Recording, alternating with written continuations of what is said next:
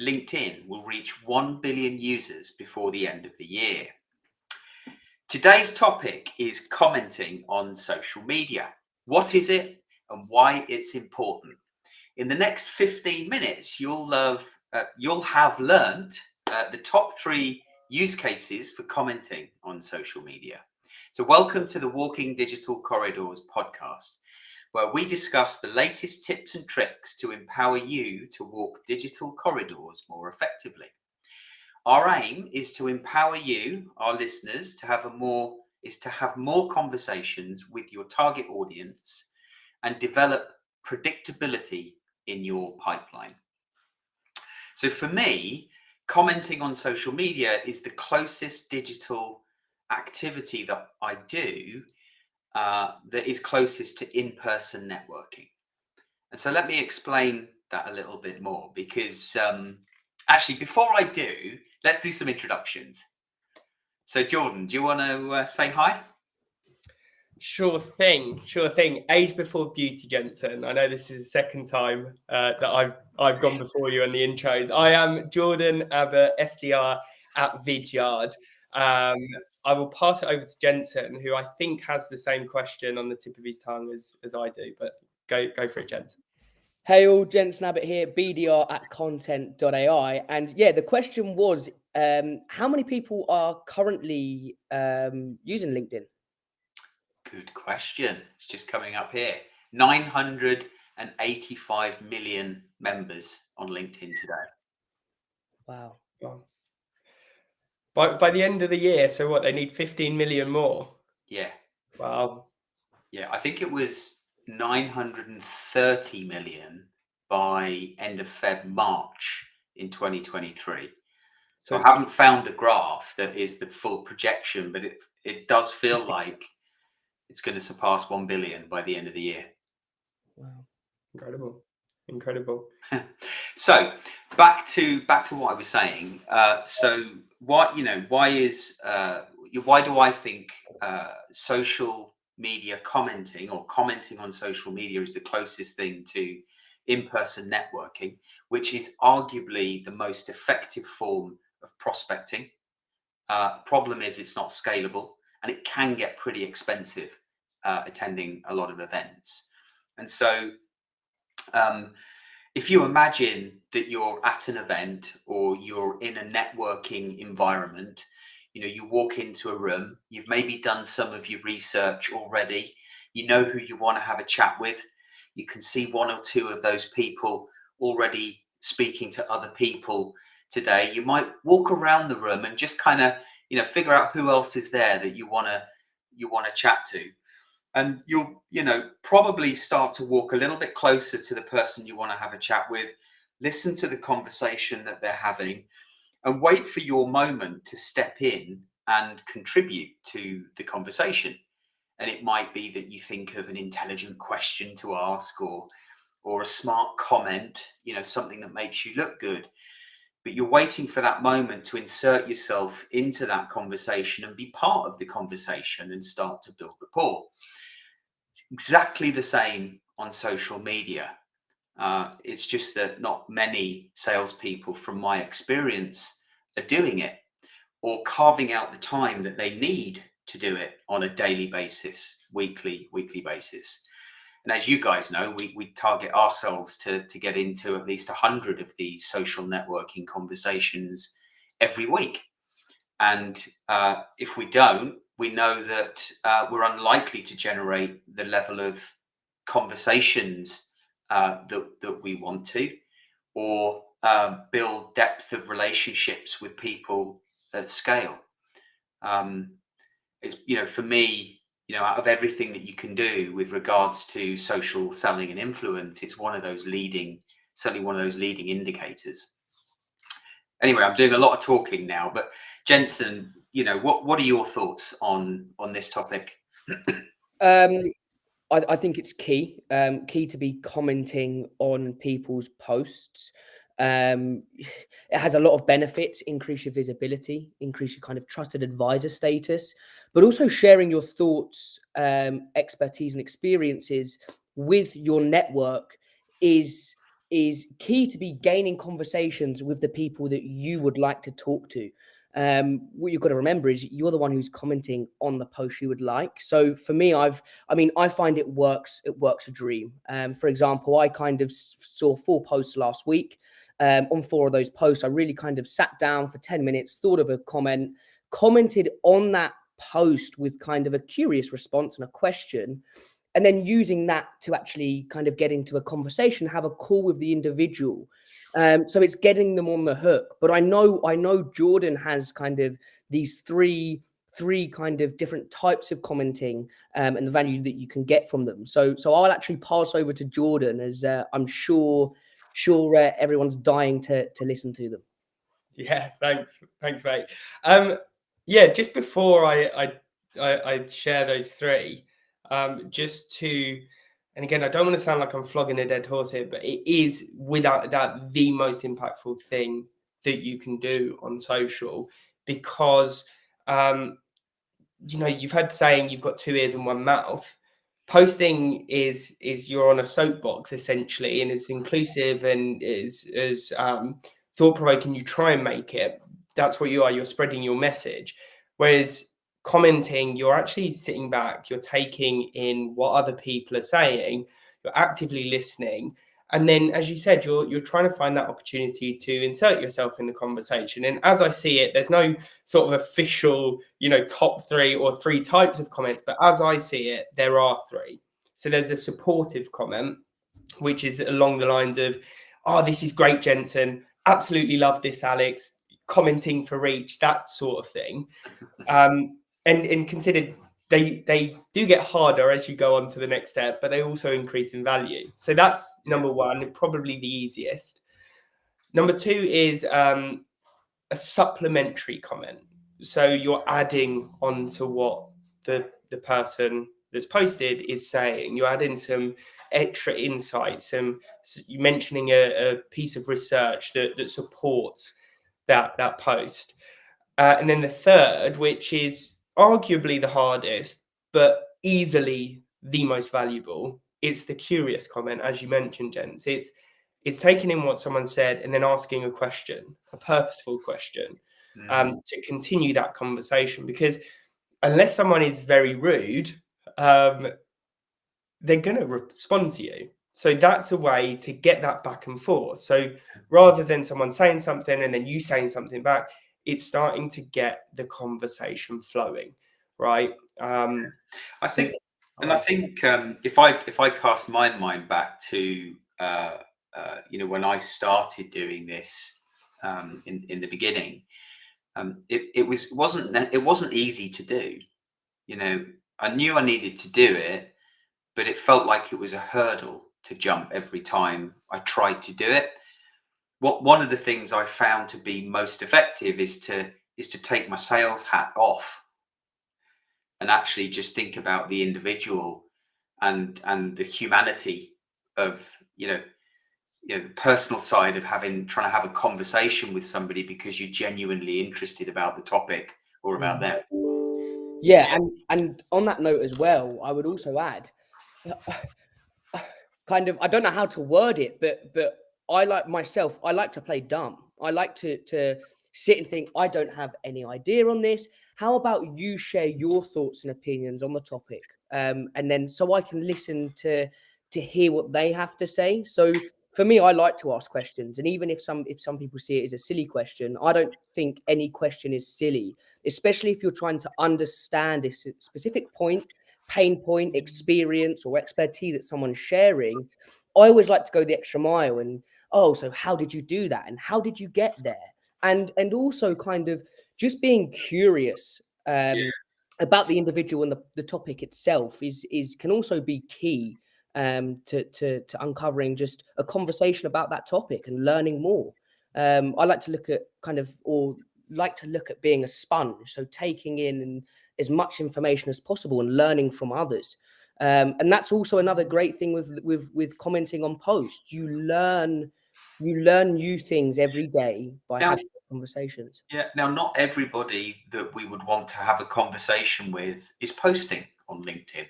I forget the exact stat, but it's something like less than 1% of those 985 million members on LinkedIn are active on a weekly basis. So what are some of the things, what's the advice that you would give to our audience about how to increase your visibility and your influence with those harder to reach stakeholders within companies that you want to speak to that perhaps are not posting on LinkedIn? I mean, should I give it to Jord? Should I pass over to Jordan, or I can answer? I don't mind. Yeah, fire away. I've got something in mind, but yeah, fire away. Yeah, I mean, bringing them into the conversation. If you notice that they have interacted with a specific post on a specific topic, and you bump into another post that is kind of similar to that, bring them in on the conversation. The worst thing that can happen is that they don't reply to it. Mm-hmm. That is the worst thing. No one's going to judge you. No one's going to say any bad names. All you're trying to do is you're actually trying to just build that relationship with that individual. And I think you've got to remember as well is not everyone's going to speak to you. So just try it. Give it a go. Try and bring them into the conversation. Try and do a post maybe around the topic that you've seen that they've interacted with. So then you can try and spark interest or get them to interact with your post. Yeah. Go on, Jordan. Yeah, no, just building on what you said, as you mentioned, if they've engaged with the post, definitely comment. They'll be notified that someone or people are commenting on that post that they liked. Or what is it? Istatoy. That I only recently learned what that acronym meant, but I saw this and thought of you. Yeah, right? yeah. So it's perhaps slightly more cheeky, but when there's a post about something that you think a prospect might be interested in or someone might be interested in, I'll tag them and then put Istatoy. Yeah. Yeah. I think it's also worth noting that whilst the topic today is commenting on social media, when we think about the compounding effect of doing all of the other things that we can do on social media, if we're connecting with as many people as possible within those companies that we'd like to do business with, by commenting on either posts that other stakeholders have done within the business, or topics that we know that those people that we're not, those ideal stakeholders we're not yet connected to are interested in, the commenting in those two scenarios builds our influence within that organization, because those people that we started to connect to, not yet the ideal stakeholders, are typically well connected within that organization. And so by commenting and popping up in the timeline of those secondary, tertiary stakeholders within the organization, we increase our chances of being seen by those primary stakeholders that we really like to connect with and build a relationship with. Yeah. That's and great. as they see us popping up, we become a friendly face. So that time when we do choose to connect with them, we're potentially somebody that they feel like they know. Yeah. Indeed. Conscious of time, there is one more thing just to really hammer the message home. So when I was doing my reporting this Monday, looking back over the past 4 weeks, throughout that period, I just come back from holiday, build up for the events.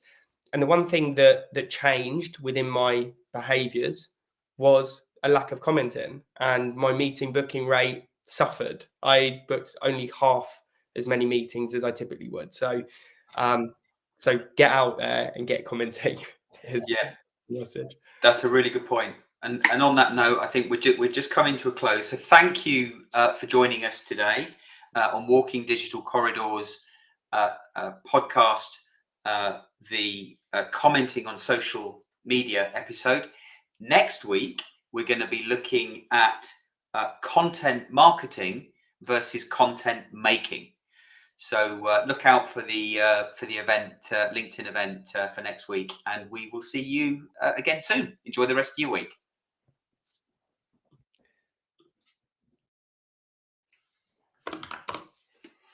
Good morning. And how are we this morning? Hopefully you're enjoying our Halloween theme. So, did you know a study from Forrester Research indicates that 1 minute of video can be equivalent to 1.8 million words, highlighting its substantial impact in conveying messages effectively. So welcome to the Walking Digital Corridors podcast this morning, where we discuss the latest tips and tricks to empower you to walk digital corridors more effectively. We aim to empower our listeners to have more conversations with their target audience and develop predictability in your pipeline.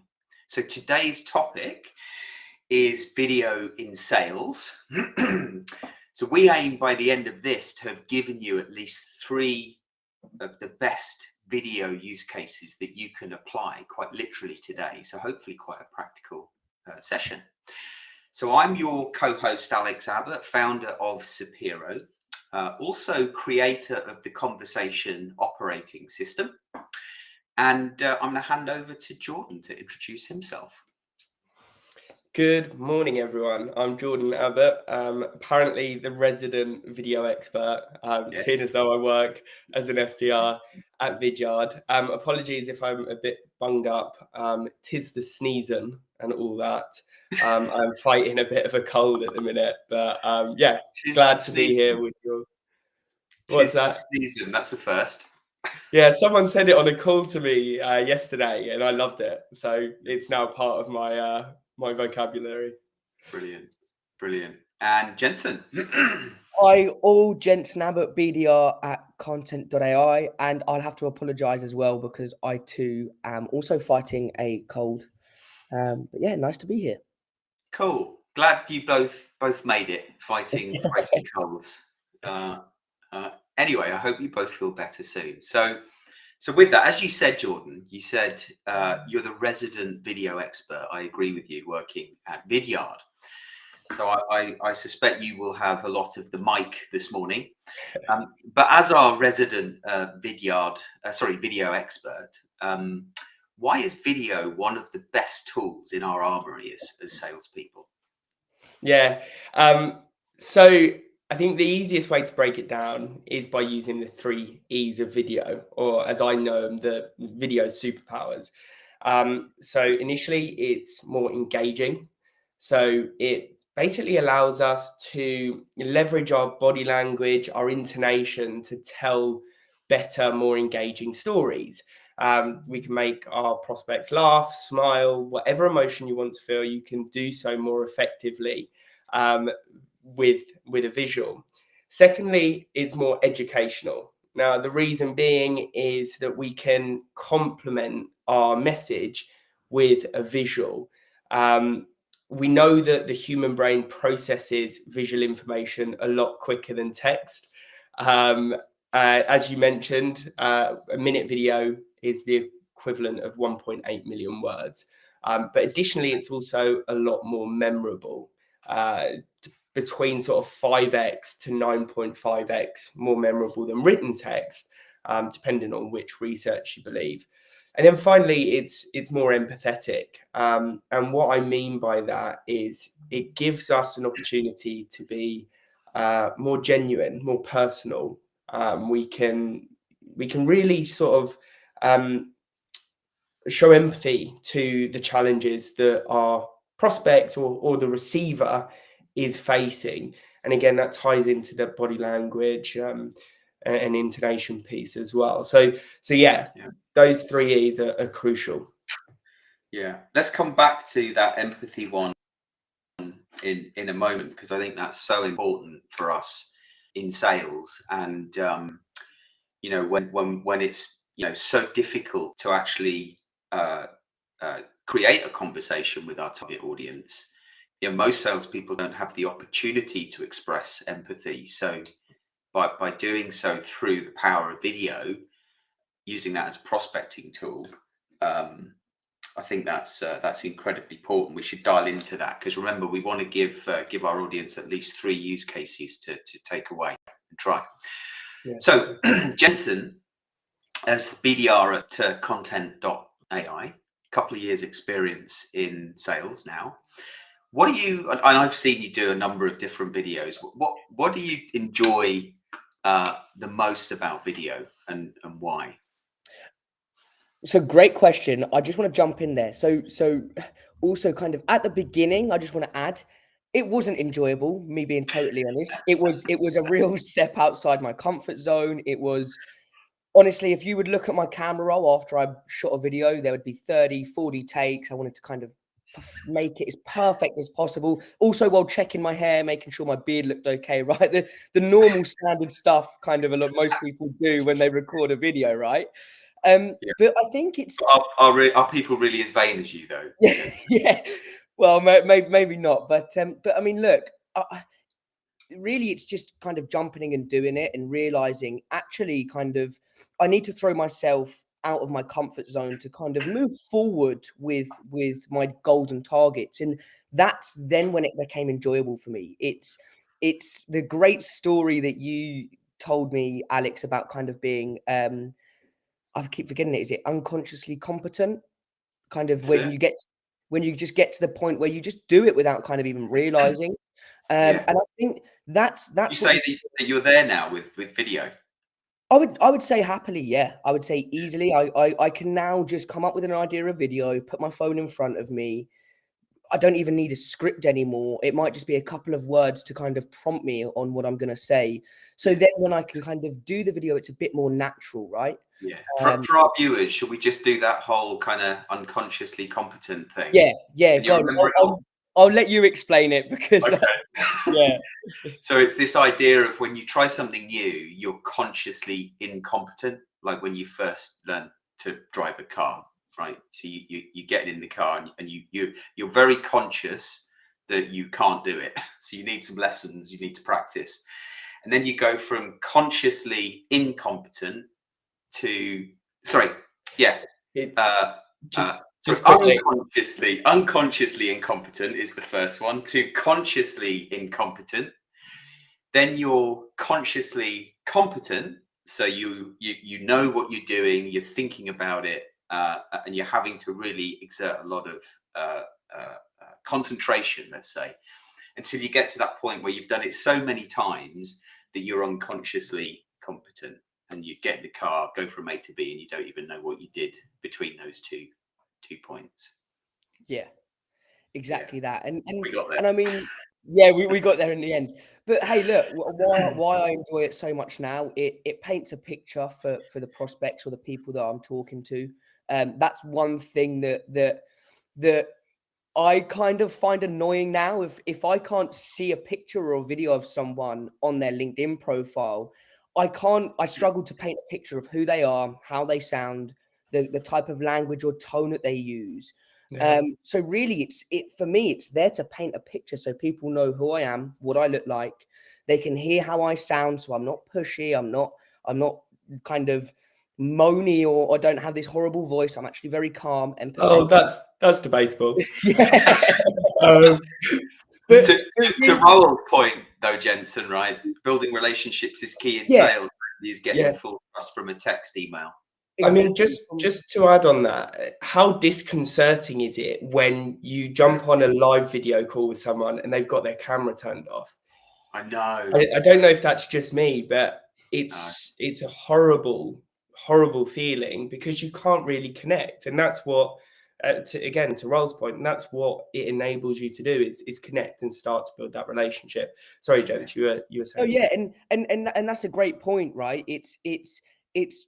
It's almost trying to make it seem as in person as possible, right? So you're able to build that relationship, kind of find ground with each other. So no, totally get your point, Jordan. I've had it many times where people join, and I've even said to them, "Oh, am I going to see your face today? Is that kind of on the cards?" And normally it's left with, "Oh, my camera's broken," or "I can't get Teams working," which is, I think it's just kind of the odd kind of excuse. But no, look, it's for me, it's really to kind of get a better understanding of the person, what they look like, how can I paint a picture, and really it's that side that also makes it so enjoyable for me. And like you said, Alex, kind of, I've made many videos, so's Jordan. I mean, be sure to kind of check a couple of them out.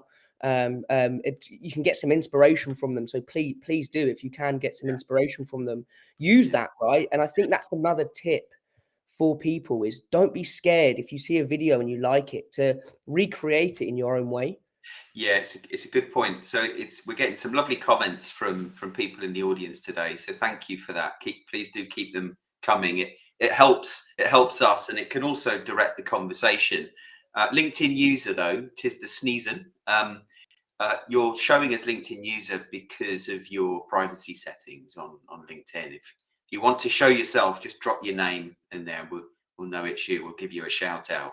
I was wondering why you kept pulling that comment up. I was like, oh, we like that one. Yeah, dad being sad, is it, or something like that? And we haven't quite got the full Abbott family, but here's mum. I'm someone who is quite nervous in front of the camera. What advice can you give? Who wants to have a go at that one? Because I think that's a really good one. Yeah, I'm happy to jump in there. Roll. I know that you've got to jump. Please do drop me a message, and happy to have a conversation about scaling the approach for sure.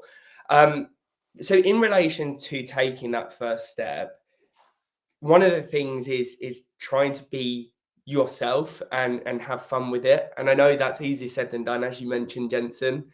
To make that first video as easy as possible, perhaps just answer a question that you've been given that you know the answer to, that you can just speak verbatim into the camera. If you are thinking about creating a slightly longer video, then have a script, use a teleprompter that will literally show you exactly what to say, and just really concentrate on that script initially, right? That will help you to remove that sort of pressure of the camera watching you. But additionally, remove all expectations from it, and just bring your whole self. And really, it's all about connection rather than perfection. We're not trying to make Hollywood films here. It's just a way to connect someone with someone, to bridge that gap between the FaceTime that you are permitted. So don't put pressure on yourself. I love that. It's connection, not perfection. So just before we kind of come to an end with 2 or 3 minutes left to go, and also trying to answer Raoul's comment here, what are the top 3 use cases for video in sales? And try and think about the scale aspect there. I don't know if, Jordan, you've got all 3. Jensen, you want to have a go at 1 or all 3? But we've only got a couple of minutes left. Let Jordan fire away, and I can add in. I can add in at the end. Yeah. So I'll try and keep it quite concise. So I think the most obvious one is that video prospecting piece. Crucial to keep them between 35 to 45 seconds. After 45 seconds, we see a drop off. After that minute mark, it sort of drops off a cliff. So good morning, Alyssa, by the way. Good morning, Alyssa. Try and keep it brief. Couple of ways you can do that. Perhaps you're on their LinkedIn profile. I love to put my profile picture next, or my camera bubble next to theirs, give a little wave across to them. That's using the Vidyard application though, isn't it? Yeah. Other brands available. Okay. Yeah, because when you describe it, it's like, well, how do you do that? Yeah. Good point. In relation to that scale piece, if you are running ABM campaigns, perhaps rather than being on the individual's LinkedIn profile, you're on their website, and you're talking to a problem that that department has, or a hypothesis that you think that department is facing a challenge. So do that. Can I stop you there, George? Yeah. Would you put the third one in the meeting invitation on LinkedIn, because we're about to run out of time, and I think LinkedIn does cut us off, and I do want to say thank you to everybody for joining this morning. We do want to keep these to 15-minute bite-sized chunks so you can get on with your busy day. And if you're interested in how to comment on social, join us at 12:15 today. Have a great day, folks. Cheers, guys.